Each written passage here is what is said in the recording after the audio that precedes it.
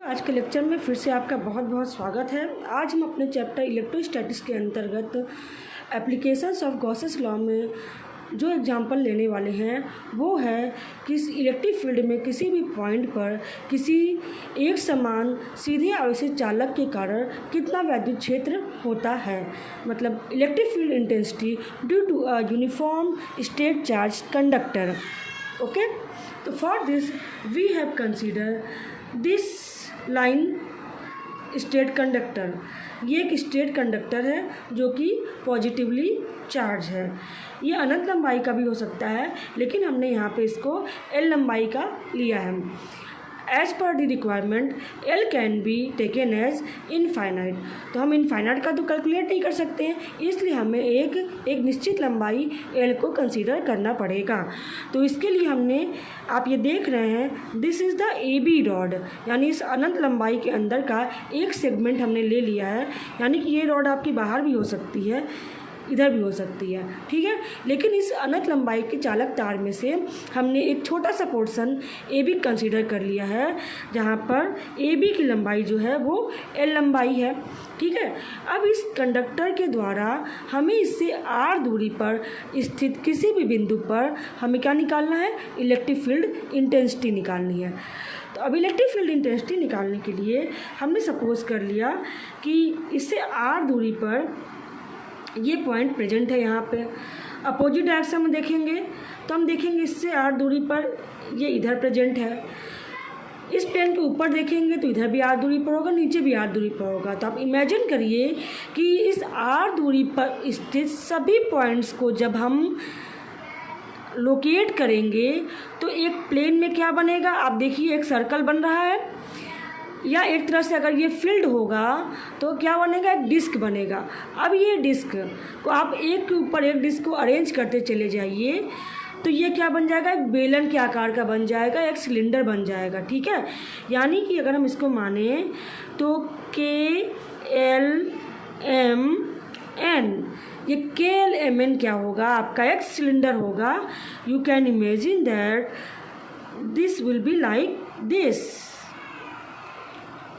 देखिए क्या बनेगा, आर दूरी पर जितने भी पॉइंट्स प्रेजेंट होंगे, ये आर इसकी, यानी कि इस सर्कल की रेडियस आर है, इस सर्कल की रेडियस भी आर है, और ये बेलन बनने के लिए क्या है, all these circles of radius R when put over each other this will form a cylinder of length L. जब आर रेडियस के सर्कल्स को एक दूसरे के ऊपर हम स्टैक वाइज रख देंगे एक के ऊपर एक, तो क्या बनेगा, एक प्लेट को हम सिंपल एक डिस्क ले लेते हैं, प्लेट ले लेते हैं, उसके ऊपर हम सेम रेडियस के सारे प्लेट्स को अगर रख दें तो वो रिजल्ट किस में होगा, पूरी आकृति एक सिलेंडर या बेलन की आकृति बनेगी, ठीक है। तो हम इस पिक्चर को समझ लिए कि ऐसा है। अब हमें क्या निकालना है, according to the Gauss's law the flux passes through this Gaussian surface. यहाँ पे गॉसियन सरफेस किस टाइप का है, दिस इज सिलिंड्रिकल शेप, ये गॉसियन सरफेस है, और Gaussian surface here is of cylindrical shape, ठीक है। जैसा हमारा आर दूरी पर स्थित बिंदु 3 डायमेंशनल वे में जो भी पिक्चर या जो भी शेप फॉर्म करेगा, गॉसियन सरफेस उसी शेप का होगा।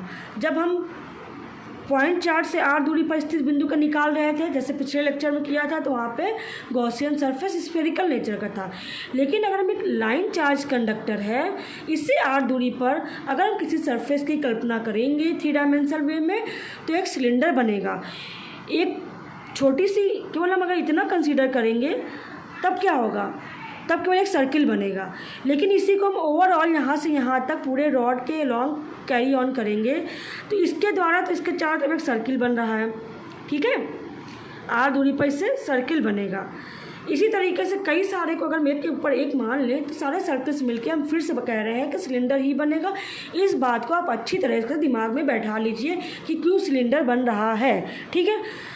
इतना चीज़ आप समझ लीजिए। तो उसके बाद डेरिवेशन में कुछ भी नहीं रखा हुआ है। अब डेरिवेशन के लिए हमारा जो गॉस लॉ कहता है, according to the Gauss's law states क्या हो जाएगा, phi must be equal to overall surface integral of E dot d s, this flux is equal to Q upon epsilon naught. यानी इस पूरे सरफेस पर, इस पूरे रॉड पर जो चार्ज प्रेजेंट है वो कितना चार्ज प्रेजेंट है, मान लिया कि इस पर प्रेजेंट चार्ज का मान जो है वो क्यू है, ठीक है, इस पर क्यू आवेश प्रेजेंट है। इस पूरे की लंबाई कितनी है, एल लंबाई है। तो थोड़ी देर के लिए हम मान लेते हैं लैम्डा, लैम्डा क्या है, lambda is the charge per unit length, charge per unit length, charge per unit length का मतलब समझते हैं, एकांक लंबाई पर, यानी एकांक लंबाई पर उपस्थित, एकांक लंबाई पर उपस्थित आवेश। इस बात को अच्छी तरह समझिए, एकांक लंबाई पर उपस्थित आवेश, यानी इसका यूनिट लेंथ आप कंसीडर कर लीजिए, तो उस पर जो चार्ज प्रेजेंट है वो है लैम्डा, ठीक है। लैम्डा को हम लीनियर चार्ज डेंसिटी या रेखीय आवेश घनत्व भी कहते हैं। तो एकांक लंबाई पर, एक लंबाई पर चार्ज लैम्डा है, तो पूरी लंबाई पर यानी एल लंबाई पर कितना चार्ज होगा, ठीक है। तो overall charge is equal to हो जाएगा lambda L. The total charge over the conductor, total charge over the conductor मतलब चालक के ऊपर उपस्थित कुल चार्ज बराबर कितना, हमने माना था क्यों, तो ये क्यों हो जाएगा लैम्डा एल के, क्योंकि lambda is the charge per unit length, और जब इसको पूरी लंबाई से गुणा कर देंगे तो ये हो जाएगा total charge present over the conductor. तो इस प्रकार से हमें क्यू बराबर लैम्डा एल का मान आ गया। अब इसके बाद क्या करेंगे, क्यू मिल गया हमें, एप्सिलॉन नॉट इसलिए मिल गया क्योंकि एप्सिलॉन नॉट हम ये मान रहे हैं कि ये पूरा चीज़ जो है वो निर्वात में रखा हुआ है, और अगर निर्वात से के अलावा किसी और मीडियम में रखा होगा तो हम यहाँ पे एप्सिलॉन नॉट की जगह पे हम क्या रखेंगे, एप्सिलॉन आर रखेंगे। Where epsilon R is equal to क्या हो जाएगा, के एप्सिलॉन हो जाएगा, जो कि हम पिछले लेक्चर्स में पढ़ चुके हैं, ठीक है। इलेक्ट्रोस्टैटिक के फर्स्ट लेक्चर में हमने पढ़ा था कि किसी माध्यम का परावर्तितांक अगर एप्सिलॉन आर है, this is equal to epsilon upon epsilon naught होता है। तो यहाँ से अगर एप्सिलॉन मीडियम का है तो epsilon M is equal to हो जाएगा एप्सिलॉन आर एप्सिलॉन नॉट, या के कहीं पे लिखा रहता है तो के epsilon not. Okay, let's continue. Q बराबर लैम्डा एल मिल गया, this is the equation number 1, this is the equation number 2। अब हमारा फोकस है इसको निकालना, ठीक है। इसको निकालने के पीछे आप ध्यान से समझ लीजिए क्या होगा। देन जो phi is equal to integration of S is equal to E dot d s, यहाँ पर अब हम नहीं कर सकते सीधे सीधे ई डॉट डी एस को डी एस, क्यों, आप इसको देख के समझिए कि इसमें टोटल कितने सरफेस इन्वॉल्व हैं। फर्स्ट सरफेस क्या है आपका, ये पहला सरफेस बनेगा, ये दूसरा सरफेस बनेगा, और ये वाला तीसरा सरफेस बनेगा। पहला सरफेस कौन सा है, इस सर्किल है, दूसरा सरफेस भी सर्किल है, और तीसरा सरफेस क्या है, एक सिलेंडर है जिसके बेस और टॉप क्या है, सर्किल है। अगर आप बेस और टॉप को खोखला कर दीजिए, कुछ नहीं है, तो यानी कि ये इसका वक्र पृष्ठ बनेगा, सरफेस बनेगा। चलिए समझाते हैं आपको इस एग्जाम्पल से। देखिए ये सिलेंडर है, इसके बीच में सेंटर पर जो भी एक्सिस होगी, इस सेंटर पर जो भी एक्सिस होगी वहाँ पर एक ये समझ लीजिए पेन रखा हुआ है बीच पे, यही है चार्ज कंडक्टर, यानी इसका चार्ज कंडक्टर इसके सेंटर पे है, ठीक है। इससे आर दूरी पर स्थित सभी बिंदु कहाँ लाई करेंगे, इसके सरफेस पर लाई करेंगे, ठीक है। ये सब इसके सरफेस पर लाई करेंगे। और इधर क्या है, इधर देखिए एक सर्कल है, इधर देखिए एक सर्कल है, ठीक है। तो ये सारे सर्कल्स मिल के ये बना रहे हैं। तो अब हमें सरफेस एरिया या फ्लक्स पूरा निकालना, कैसे निकलेगा, इलेक्ट्रिक फील्ड से जितना भी फ्लक्स पास हो रहा है, एक तो हमें ये निकालना होगा कि इधर से कितना जा रहा है, इधर से कितना जा रहा है, और इस पे से कितना जा रहा है। सबका डायरेक्शन अलग है। देखिए अगर चार्ज क्यू पॉजिटिव है तो सबसे बड़ी बात है कि इससे जो इलेक्ट्रिक फील्ड निकलेगा, मान लिया कि हमने एक सरफेस इसके ऊपर माना कि ये सरफेस इस सिलेंडर के इस पृष्ठ पर, मतलब आप इसको समझिए यहाँ पर है ये पृष्ठ, ठीक है। तो इसके ऊपर जो इलेक्ट्रिक फील्ड जाएगा परपेंडिकुलर इस डायरेक्शन में जाएगा, ओके। तो परपेंडिकुलर इस डायरेक्शन में जाएगा, तो इस प्रकार से इसका ds वेक्टर हो गया परपेंडिकुलर इधर, ठीक। और ये सरफेस मान लिया दिस इज सरफेस S3, ये वाला इस पर है सरफेस S1, ये सरफेस है S2, ठीक है। तो S1 और S2 क्या है, सर्कल है, यानी इधर हो गया सर्कल, इधर हो गया सर्कल, और इधर हो गया ऐसा सिलेंडर, S3 हो गया ऐसा सिलेंडर जिसके बेस और टॉप क्या है, सर्कल है, ठीक है। अब इसको हम वी कैन राइट पहला वाला integration over first surface, first surface is the first circle, पहले सर्कल। अब देखिए सर्कल पे अगर हम कोई भी छोटा सा अगर एरिया कंसीडर करेंगे तो किधर जाएगा, इस पर कोई भी अगर हम यहाँ पे ds कंसीडर करेंगे यानी S1, तो इसका ds1 मान लिया, ds1 ऊपर आएगा। यहाँ पे हम कंसीडर करेंगे एक सरफेस मान लिया कि ये सरफेस जो हमारा छोटा सा है S2 माना, तो इसका वेक्टर जो है ds2 इसके परपेंडिकुलर ऊपर होगा, ठीक है। लेकिन इलेक्ट्रिक फील्ड तो हमेशा परपेंडिकुलर इधर ही रहेगा, इधर नहीं जा रहा है, ये बात आप ध्यान से समझ लीजिए कि इलेक्ट्रिक फील्ड इधर है, इधर है, यानी इलेक्ट्रिक फील्ड जो हमने आपको सिलेंडर दिखाया पेपर का बनाकर, फिर से दिखा देते हैं कि इलेक्ट्रिक फील्ड हमेशा परपेंडिकुलर इधर होगा, क्योंकि चार्ज पॉजिटिव इसके अंदर रखा है, पॉजिटिव चार्ज से निकलने वाला आर के एलोंग इलेक्ट्रिक फील्ड इसके परपेंडिकुलर आएगा। इस डायरेक्शन में इधर कोई इलेक्ट्रिक फील्ड नहीं होगा, इधर कोई इलेक्ट्रिक फील्ड का डायरेक्शन नहीं होगा। हाँ, ds वेक्टर, इस सर्किल का ds वेक्टर इधर परपेंडिकुलर होगा और इस सर्किल का ds वेक्टर इधर परपेंडिकुलर होगा, ठीक है। तो ये पिक्चर पूरा आप समझ लीजिए अच्छी तरीके से। अब कुछ नहीं करना है, मैं फिर से एक बार रिपीट करती हूँ, आप ध्यान समझिए। सबसे पहले हमने क्या माना, सबसे पहले हमने मान लिया कि AB is the line charge conductor. ये एक लाइन चार्ज कंडक्टर है जो कि अनंत लंबाई के चालक में से केवल AB हिस्सा कंसीडर किया गया है। ये AB हिस्सा L लंबाई का है, ठीक है। इस पूरी लंबाई पर चार्ज हमारा Q है, तो हमने एकांक लंबाई पर जो चार्ज है उसको लैम्डा मान लिया, तो Q बराबर लैम्डा L के हो जाएगा, क्योंकि लैम्डा एकांक लंबाई का है, लैम्डा L ओवरऑल लंबाई का है, ठीक है। अब इस Q चार्ज के द्वारा, Q लंबाई के चार्ज द्वारा हमें R दूरी पर उपस्थित जितने भी बिंदु हैं सब पर हमें इलेक्ट्रिक फील्ड निकालना है। तो R दूरी पर उपस्थित जितने भी बिंदु होंगे उनका जब हम लोकस लेंगे, बिंदु पथ लेंगे, तो एक सिलेंडर बनेगा, ठीक है। अब गॉस लॉ के अकॉर्डिंग हमें कहता है, गॉस लॉ कहता है कि फाई बराबर E dot ds overall surface integral equal to Q upon epsilon naught के होता है।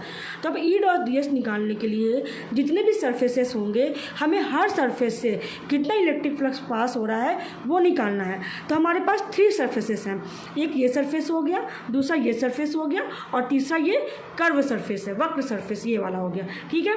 तो लेट्स कंटिन्यू। फर्स्ट सरफेस के अलॉन्ग E डॉट ds, तो हमने इसको 1 कहा तो E डॉट ds1 कह दिया, ठीक है।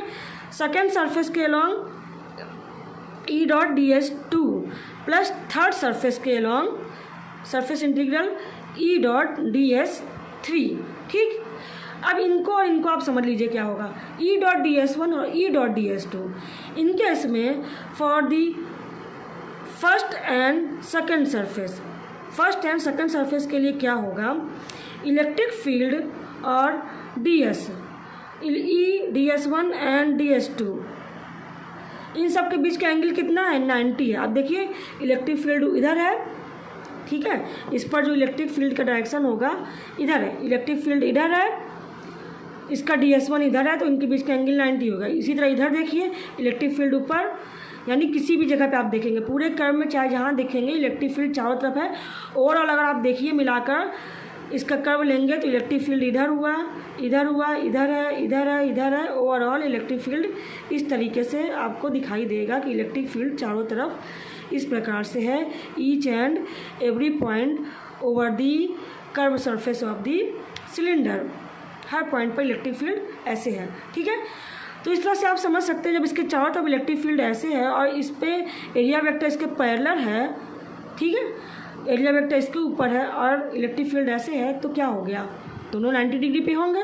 तो for the surface 1 and surface 2 electric field is perpendicular to ds1 and ds2।